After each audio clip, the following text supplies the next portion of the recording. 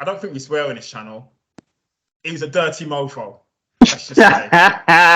He's a dirty mofo. Dustin told him to his face, "You are a dirty mofo," and he repeated that rhetoric in the post-fight. And from watching it live and then watching the replay, I was like, live, I was shocked. Replay, I was like, oh my gosh, how did anyone? He should have had points taken off him. Hey, my man Chandler said Guerrero, we lie, we cheat, we steal. That's what he's doing out there, you know.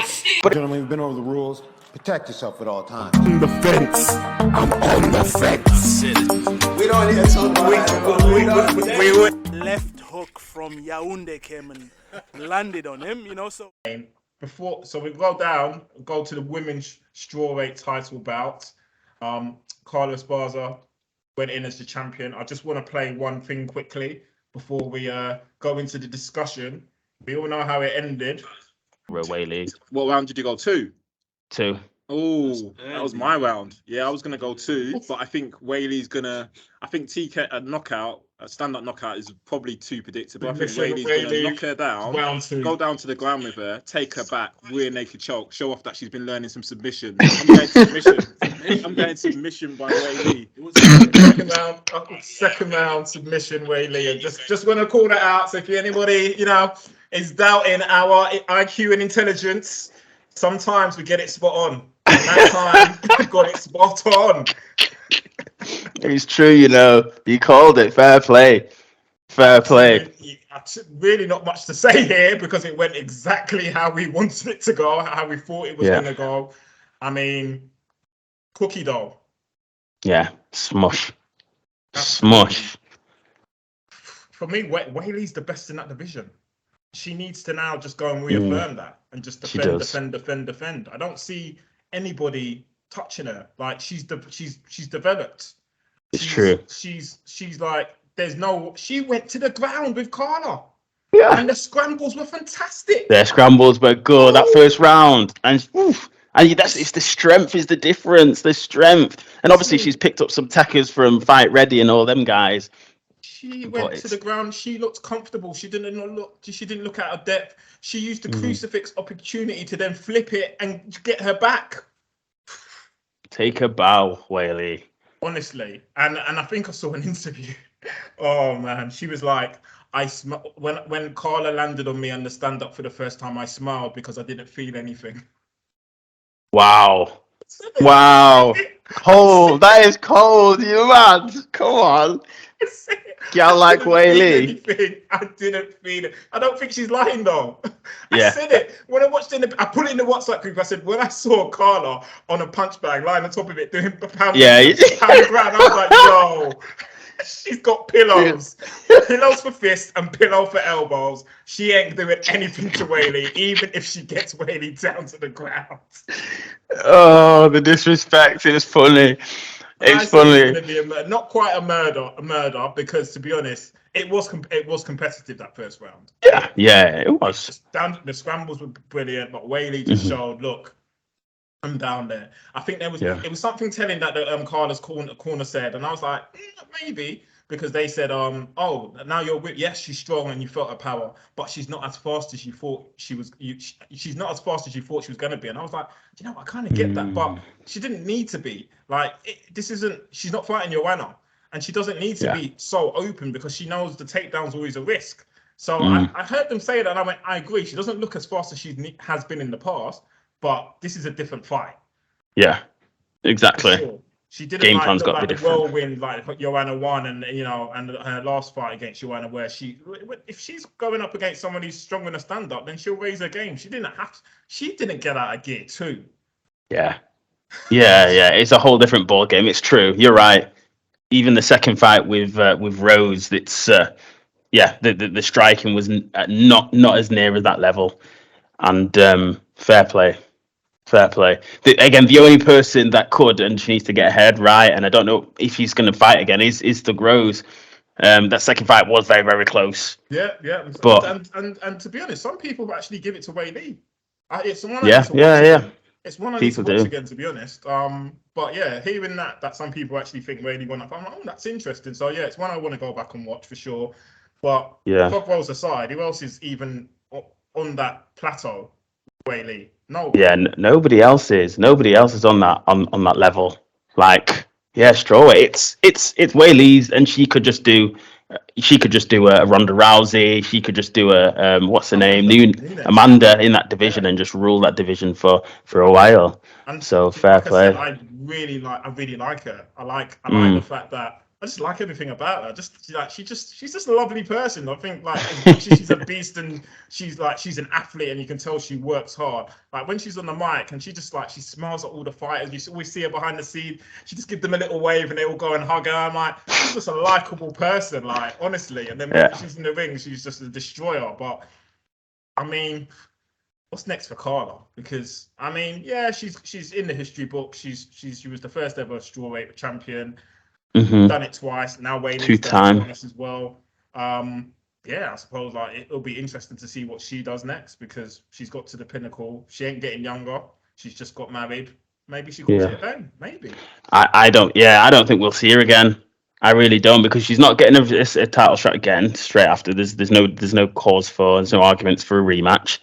And the people that she's faced before, you know, it's like when Robert Whittaker lost the second time to Izzy. I was thinking, oh, Robert, is what you're going to do now? But he managed to dig deep and pull that out again. I don't see the same thing with Cookie. So yeah, well, congrats to Weili.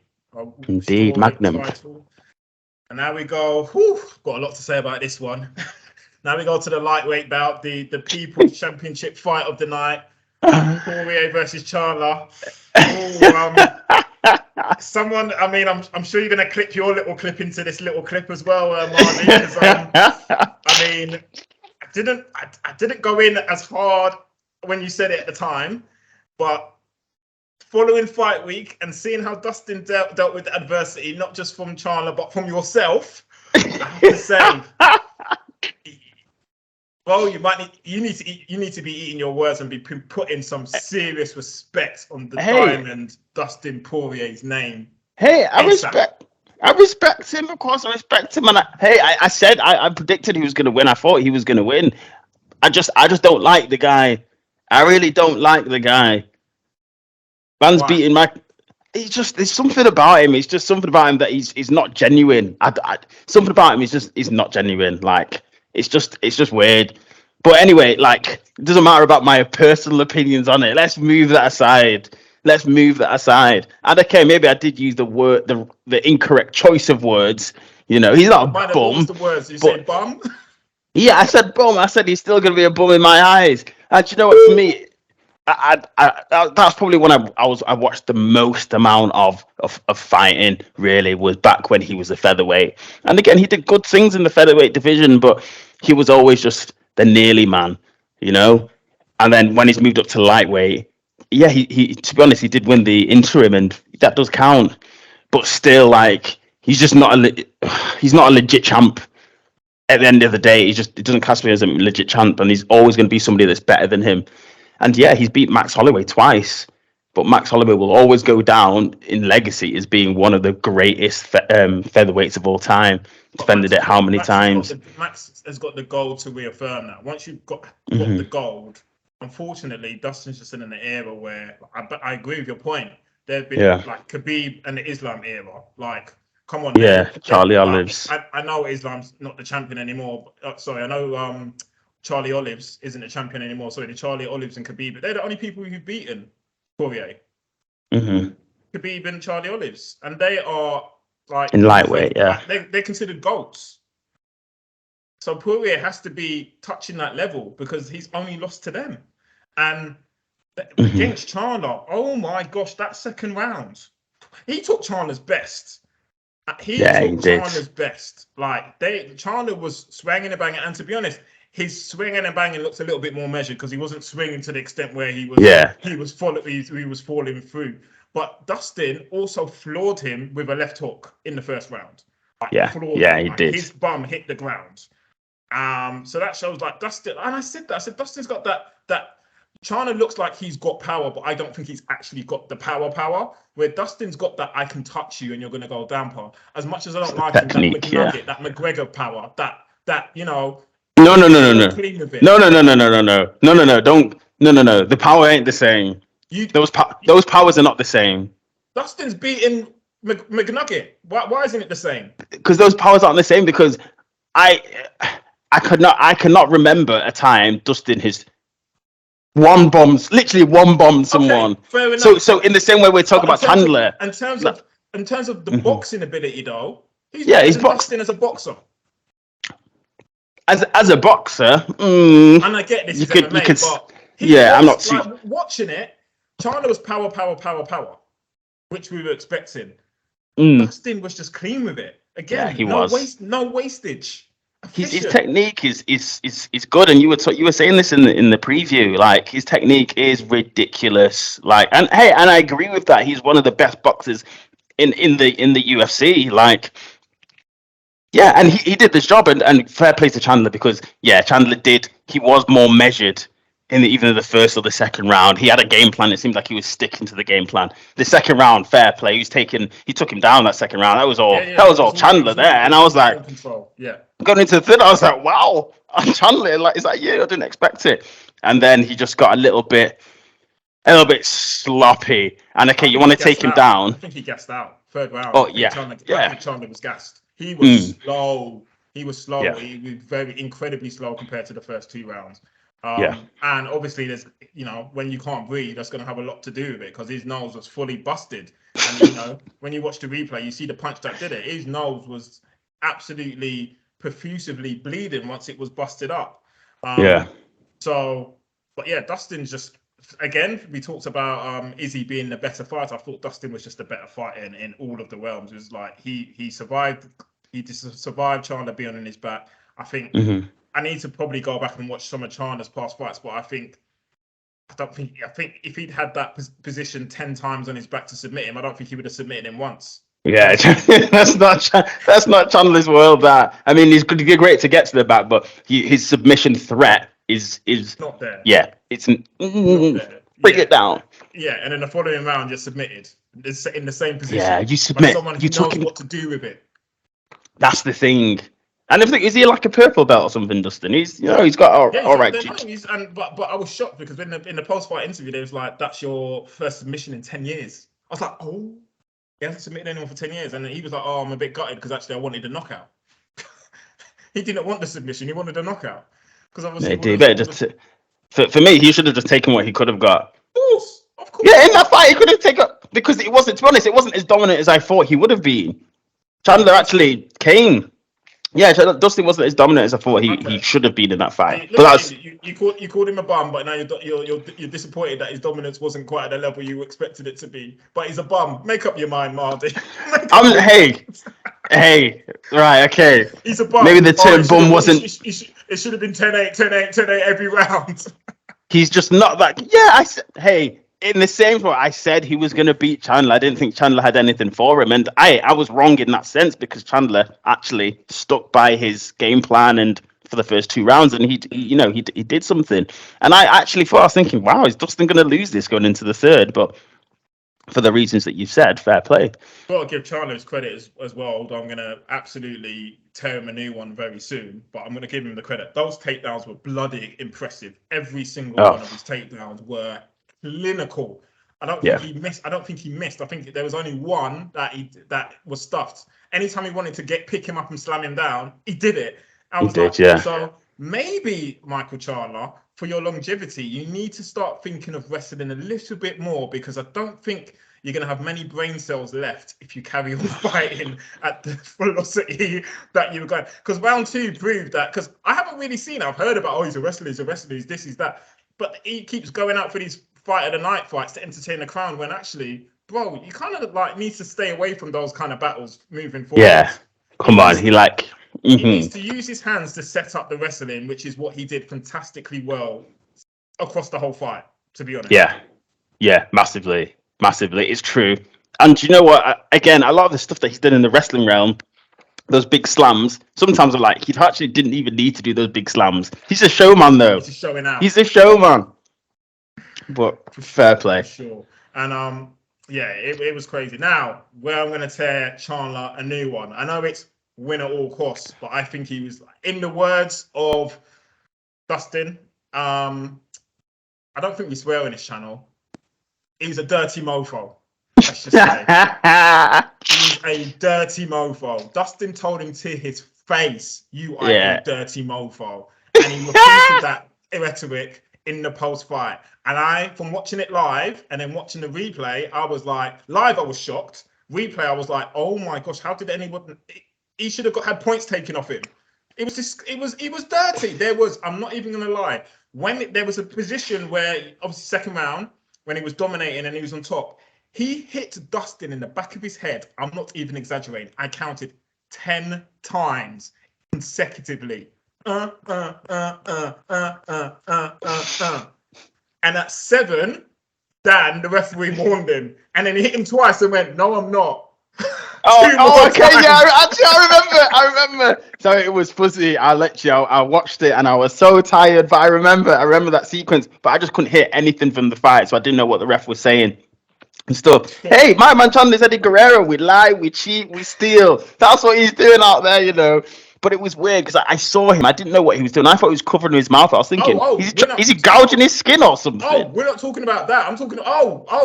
I'm doing it in rounds. I'm doing it in terms of severe levels. So 10 headshots, 10 behind the headshots in round 2. I was like, okay, you dirty mofo.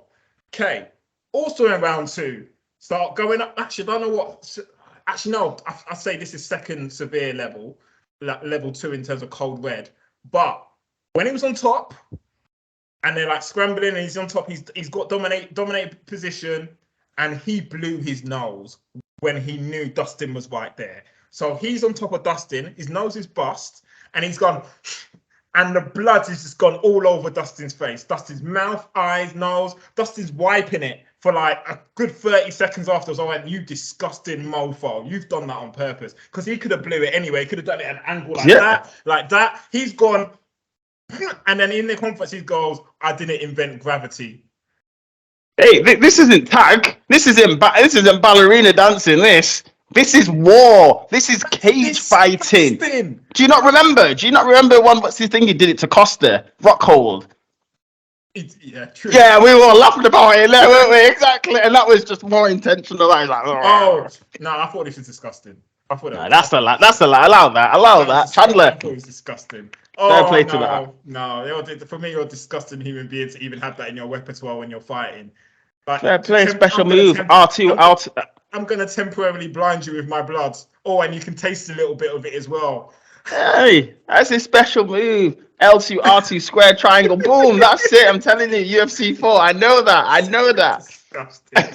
You're as disgusting as him. Oh, I thought that was foul. And now, my number one gripe. When he fish hooked him. He put his glove, his fingers in Dustin's mouth and did that to get the neck position to try and win a rear naked choke. Nah. He lies, he cheats, he steals. He lies, he cheats, he steals. Michael Chandler, he's a legend, man. I knew you were annoying, but you're actually pissing me off. You're disgusting. Yo, Michael Chandler's a legend. I didn't know what he was doing. All I saw is like these hands just covering. I was thinking, what? He's not got his eye. He wasn't gouging his eye. Was he gouging his skin?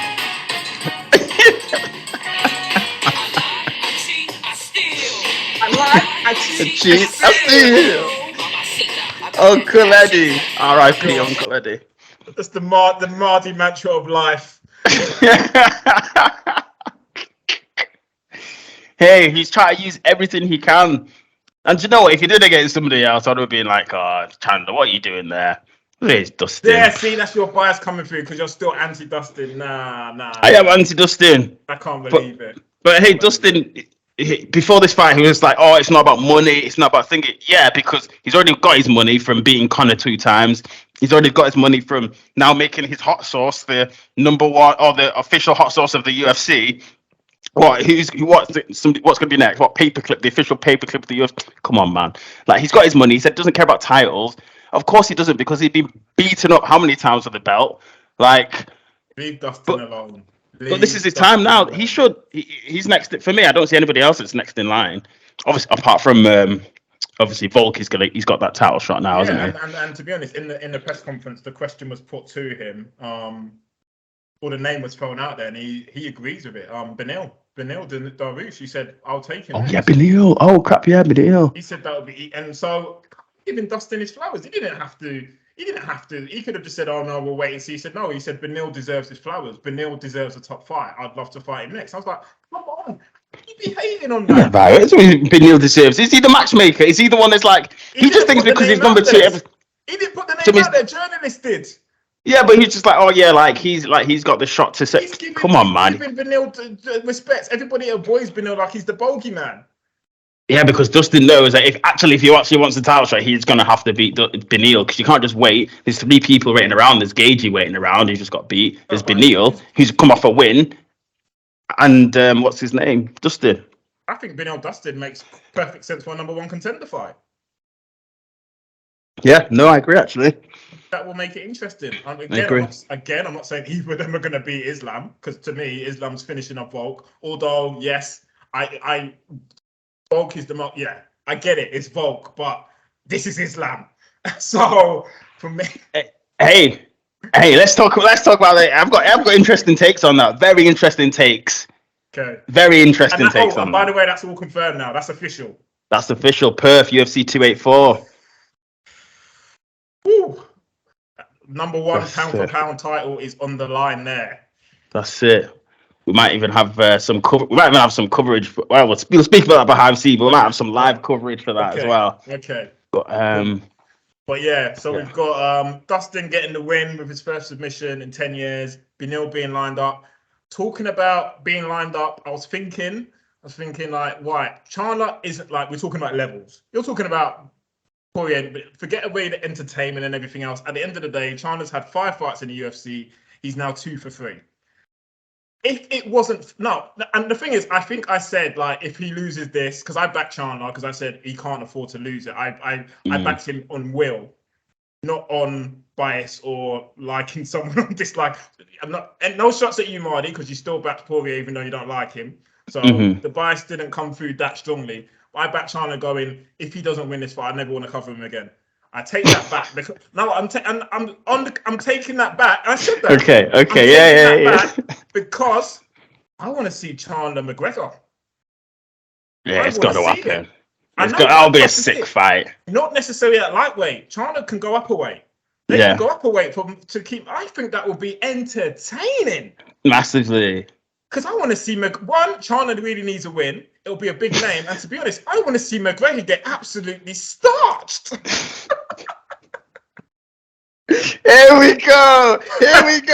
So, hey, ladies and gentlemen, do you remember the dislike that I have for Dustin Poirier? That is not even a shadow on the dislike that Obasogi has for McGregor. I'm sorry, that's the original hatred there. Oh, the fact that I called him McGregor, that shows me putting respect on his name, because I always called him McNugget. So I've just called him by his name. Respect. That's how much I want him to come back. I'm like, okay, I'll stop bullying you now. Please come back and fight Chandler. That would be a sick fight. I would see that. I'd pay to see that. Because Chandler now is just going to be like, he thinks he's 2 fights away from a title shot. Get out of it. You need to win at least 3 or 4 now, because... Is that what he said after the loss? Yeah, he said he thinks, I'm still 2 fights away. I'm like, bro, you wait. He's there for in gigs. That's all he's there for. That's all he's there for now. But I like it. But he's the warm-up for the co-mains, basically. And it happened again a year ago. But again, another thing you need to give Dustin credit for, because we called this also. This was his first fight this year. First fight in 11 months, and he fought like that. And they're talking about, and they put the question to him, and they said, would you consider being an alternate for Volk Islam? I think he was off it. I think he just wants to relax, have his Christmas and chill. But that's only in Feb. The hunger's gone. The hunger is gone. You could have your Christmas, come back and train for that. But from the noises he made, it was like, you'd only consider that for a stack load of cash, which I was like, yeah, fair enough. He goes, the travel, to go all the way down there and to make weight. Basically saying, Dana, if you want me, you got to pay. Zach, bun him, Dana. Bun him off completely. You're mad. You're giving somebody an opportunity. Look how Volk took the opportunity. Volk that still had a broken hand. Still had a broken hand. Went all the way to Abu Dhabi to weigh in for a spare for a title above because he knows that was opportunity. When opportunity presents itself to you, you grab it with two hands. That's the hunger that you want from a champion. I'm sorry, with that mentality, he's never going to be undisputed champion. Never. I'm sorry. Come on. I was just saying that to be factual, and you're just using it as ammunition. Yeah, it is ammunition. You locked it. You put it in the chamber. I just pressed the trigger. That's all. I'm sorry, but yeah, it's not that sort of. He's done it. But to be honest, for his career, he's had a successful career massively. His record is brilliant. He's only lost to champions. He's got an interim belt. But at the end of the day, he's made his money. That's why he said before the Chandler fight, he doesn't care about the belt. He doesn't care about money because he knows he's not going to get the belt. He's got stack loads of money that he's made. Yeah, and fair play to him. So now it's just about these enticing fights. So fair dues. Well, yeah, that was hilarious. The way you just switched it. Yeah. So what? I'm poking the bear. I said I wouldn't buy it. Bitten, hook, line, and sinker. Every time. Yeah, so... All right, gentlemen, we've been over the rules. Protect yourself at all times. On the fence. I'm on the fence. We don't need to talk about Left hook from Yaoundé came and landed on him, so...